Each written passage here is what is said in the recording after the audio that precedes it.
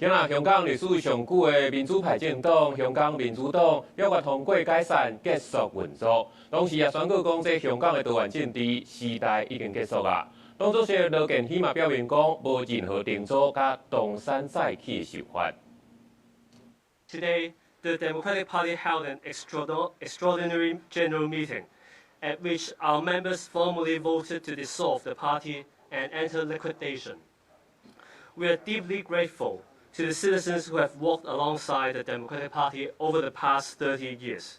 因为港区国安法的压力，香港上老的民主派政党第14特别大会内面以117票赞成、4票弃权，表决通过解散甲清算，遂停止运作。After weathering 30 years of storms, the Democratic Party has come to the moment where the full stop must be written. Yet we believe that the convictions and perseverance of these 3 decades will leave their mark on Hong Kong's history.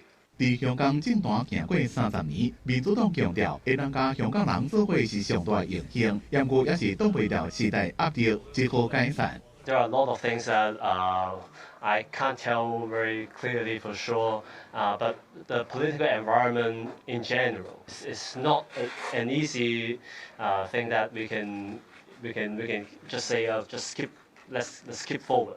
民主党不是香港立法会第一大党，几60年来一直在推搡香港特首普选。2019年也积极参加反送中运动，要下中共一直施加压力。除了几位党员被指控颠覆国家被逮捕判刑，北京高层也反悔，若无解散，效果严重。但係真係越嚟越差咯，好多記者俾人拉咗啦，好多市民都好驚啦，都好多走咗，有啲亦都驚住再會被拉。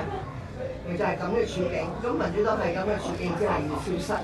記者問香港嘅民主未來，羅健熙正低調，因為政府消息表示遺憾。民主從來都冇，我哋從來都冇機會去選政府，但係都有啲自由，有啲人身安全，但係而家一路係縮咯，縮到變到咁樣咯。咁我哋希望唔會即係越縮越多啦，唔會更多俾人拉啦，更多人坐監，因為而家好多人坐緊監㗎，包括我哋民主黨啲人。民主黨參考同款是民主派國民黨時期，按算佇1年內完成清算。羅健熙佇會後也講，即馬暫時無定組甲國際組團體想法。公司新聞林義祖編譯。